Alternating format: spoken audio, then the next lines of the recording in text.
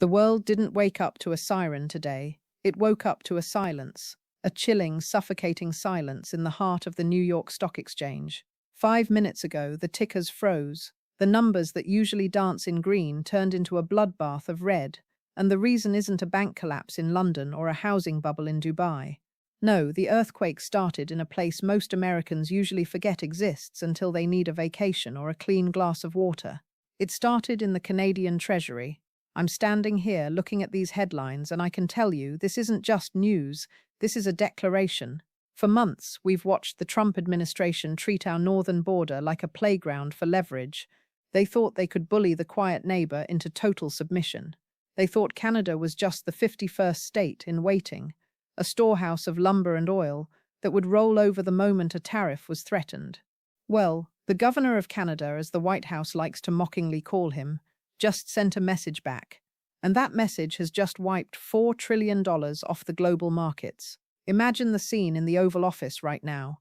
The bravado, the art of the deal swagger, it's all meeting a cold, hard wall of Canadian mathematics. Prime Minister Mark Carney didn't scream. He didn't post a late-night rant. He did something much more dangerous. He moved the money. He executed a strategic pivot that has left US Treasury bonds screaming for air. You've been told that Canada needs us more than we need them. You've been told that America first means everyone else comes last. But today, the math changed. Today, the neighbor who usually keeps the peace just showed the world that they can also keep the keys to the engine. If you think your gas prices or your mortgage rates are safe, you need to listen very closely to what I'm about to tell you. Because what happened 5 minutes ago, it changes everything. The room fell silent. The world held its breath. And for the first time in a century, Washington realized that the maple leaf isn't just a symbol on a flag, it's a shield that just turned into a sword. But to understand how we got to this cliff, we have to look at the insult that started it all. The air in Washington right now is thick with the smell of a brewing storm. This isn't just another dry debate about percentages and decimal points. We are witnessing the most aggressive stress test of the North American alliance in over a century. To understand why your 401k just took a dive and why the global markets are trembling, you have to look at the pressure cooker that reached its boiling point this morning. It started with the Don Roe Doctrine, the Trump administration's absolute conviction that Canada would eventually break. For months, the White House has been using a maximum pressure campaign, treating the Canada-US-Mexico Agreement, SUESMA, not as a binding treaty, but as a suggestion. Just days ago, the US Supreme Court threw a wrench into the works, striking down those sweeping emergency tariffs Trump tried to slap on under the International Emergency Economic Powers Act. The court called them unconstitutional. It should have been a moment of relief, but instead of a handshake, Washington doubled down.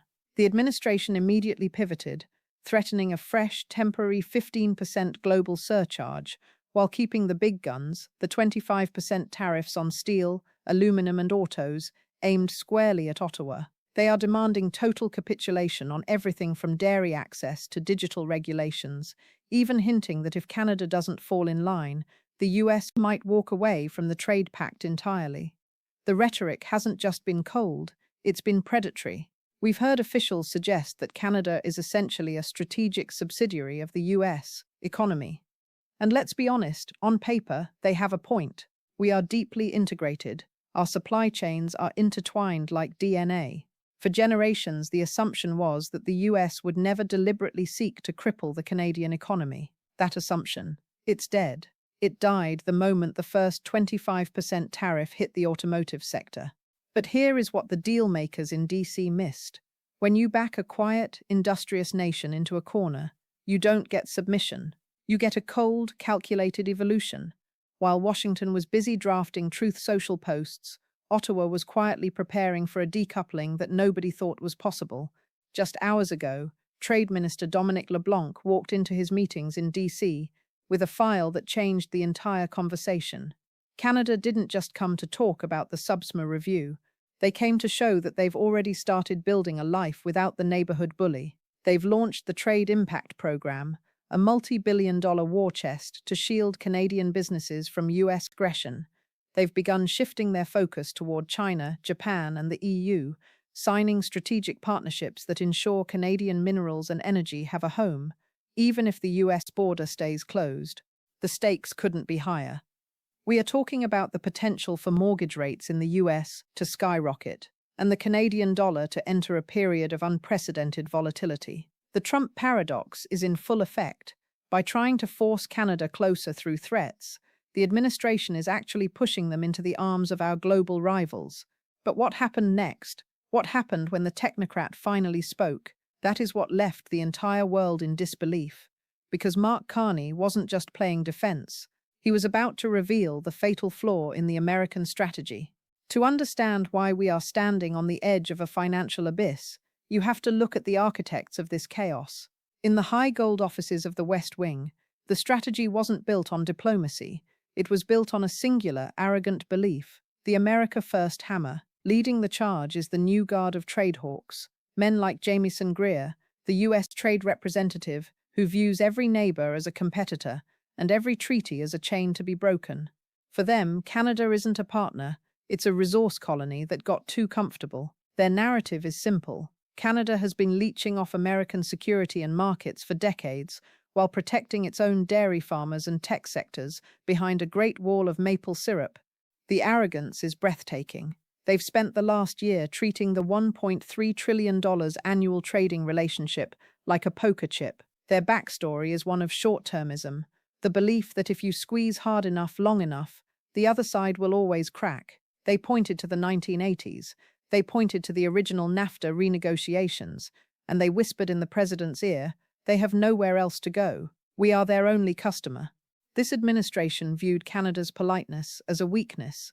They mocked the Canadian leadership as globalist elites who cared more about climate targets than the price of eggs in Pennsylvania. They gambled everything on the idea that Canada was too integrated, too dependent, and too nice to ever strike back. They ignored the warnings from the Midwest governors. They ignored the pleas from the auto parts manufacturers in Ohio. They were intoxicated by the art of the pressure, convinced that by noon, Ottawa would be begging for a deal on bended knee. But there's a fatal flaw in the bullies' logic. They forgot who they were dealing with. They thought they were playing against a frightened politician. They didn't realize they were entering a chess match with a man who had already seen the end of the game before the first move was even made. And as the sun rose over the Potomac, that arrogance was about to meet its match. Because while Washington was preparing a victory speech, a technocrat warrior was preparing a counterstrike that would make the 2008 financial crisis look like a rehearsal. Enter Mark Carney. To the suits in Washington, he was just another globalist technocrat, a man of spreadsheets and central bank galas. But they forgot his history. This is the man who steered the Bank of Canada through the 2008 collapse while the rest of the world burned. He's the man who ran the Bank of England during the chaos of Brexit. He doesn't panic, he calculates. Carney didn't seek this fight. He was called back to lead Canada because the nation felt its very identity was being auctioned off by a neighbor who had forgotten the meaning of partnership. While the US administration spent their careers in real estate and reality TV, Carney spent his studying the structural integrity of global finance. He understands the plumbing of the world economy, where the leaks are, and more importantly, where the shut-off valves are located. He's not just a politician, he's a financial architect who has spent a lifetime preparing for a moment exactly like this. He knew that Canada's strength isn't in its military might, but in its indispensability. He saw the Trump trade for what it was, a bluff built on an outdated map of the world. He didn't respond to the insults with anger. He responded with a budget. He responded with $1 trillion of investment in AI, energy, and critical minerals, not for the US market, but for the world. He traveled to Tokyo, to Canberra, to Beijing, building a strategic autonomy that Washington thought was impossible for a vassal state. He told the World Economic Forum in Davos that integration without respect is subordination, and that Canada would no longer live in a lie. And as he sat in his office in Ottawa, he wasn't looking at the next poll. He was looking at the kill switch for the American supply chain. He knew that 34 US states rely on Canada as their #1 export market. He knew that if Canada stopped buying, the American heartland would stop breathing. The tension in the air was thick enough to choke on when Trade Minister Dominic LeBlanc finally sat across from Jamieson Greer in Washington this week. It wasn't a meeting, it was an interrogation. Greer, acting as Trump's trade czar, threw the 100% China tariff threat on the table like a lead weight. The message was clear: decouple from the East, or we'll decouple from you. Greer mocked Canada's protected dairy markets and its digital content laws, calling them relics of a bygone era. He demanded that Canada accept a new reality, where tariffs aren't just a tool, but a permanent feature of the landscape. Accept the 15%, or prepare for the 50%, was the unspoken ultimatum. The US side even went as far as suggesting they might block the opening of the new Gordie Howe International Bridge, the vital artery between Windsor and Detroit, if Canada didn't scrap its deal with China on electric vehicles. The insults escalated. They called Canada's sovereignty a pleasant fiction. They hinted at supporting separatist movements in Alberta to destabilize the North. One party was visibly rattled, shouting about deficits and subsidies, while the other remained eerily composed. But LeBlanc didn't flinch. He sat there, representing a nation that had been called a resource colony just days prior. He let the threats hang in the air until the room went cold. While the US team was busy chest-thumping about their leverage, they didn't realize that LeBlanc wasn't there to beg. He was there to deliver a final warning. "You think we're trapped in here with you," his composure seemed to say, "but you're the ones trapped in a supply chain you no longer control." And that's when he reached into his briefcase for the folder that would break the back of the Trump trade once and for all. The air in the room didn't just cool, it froze. Dominic LeBlanc leaned forward, slid a single blue folder across the mahogany table, and uttered the words that would haunt the West Wing for the next 48 hours. "We aren't here to negotiate your tariffs. We're here to announce our independence." While Washington was playing checkers with 15% surcharges, Mark Carney had been playing 4D chess with the global Treasury. 5 minutes ago, Canada didn't just complain, they acted. They announced the Trade Impact Program, a $6.5 billion shield for Canadian industry, followed by a massive state-backed pivot of $6 billion into non-US infrastructure. But the real mic drop: Canada officially pulled the trigger on a middle power alliance. They didn't just talk to China, they signed a comprehensive strategic partnership with Japan and the EU. They announced they were shifting their critical minerals and energy exports away from the American heartland. "If our steel is a national security threat to you," LeBlanc said calmly, "then your dollar is a national security risk to us." The silence that followed was deafening. Greer's team scrambled for their phones. By the time LeBlanc walked out of that meeting, the S&P 500 had already plunged nearly 2%, and $4 trillion in market value was vanishing into thin air. Carney had executed a rebalancing of Canadian reserves, moving away from the US dollar at a speed that suggested they had been planning this for years. The hero had calmly unleashed the proof. The US needs Canadian energy to keep the lights on in the Northeast. They need Canadian parts to build the very trucks Trump loves to stand in front of. And for the first time, Canada was willing to let those factories go silent to prove a point. The villain's confidence didn't just crumble, it evaporated. The digital world didn't just react, it imploded. Within minutes of the Treasury move, #Canada Strikes Back and #the Carney Pivot were trending globally. But the real shockwaves weren't in the hashtags, they were in the heartland. From the auto plants in Windsor to the tech hubs in Waterloo, and all the way down to the manufacturing belts of Ohio and Michigan, the reality of a decoupled North America began to sink in. Social media erupted. I saw tweets from American farmers saying, "Wait, we just lost our one buyer of corn and soy because of a bridge dispute." I saw memes of the Canadian maple leaf turning into a serrated blade. The Trump paradox had finally come home to roost. By trying to protect American industry with 100% tariff threats, the administration had accidentally triggered the very thing they feared most, a Canada that no longer looked south for its future. On Wall Street, the panic was palpable. Commentators who had mocked Carney's technocratic style were now scrambling to explain how a middle power had just outmaneuvered a superpower. The ripple effect is everywhere, in the rising cost of parts, the uncertainty of energy flows, and the sudden sharp realization that when you treat your best friend like an enemy, you shouldn't be surprised when they start acting like one. Even Republican governors in the Midwest began to break ranks, calling the White House in a panic. The social validation was shifting. People weren't cheering for the bully anymore. They were admiring the underdog who knew how to fight with a ledger instead of a fist. The world is watching, and for the first time, they aren't seeing a victim, they're seeing a new kind of strength. At the end of the day, this isn't just about trade balances or Treasury yields. It's about a fundamental lesson that the world is learning in real time.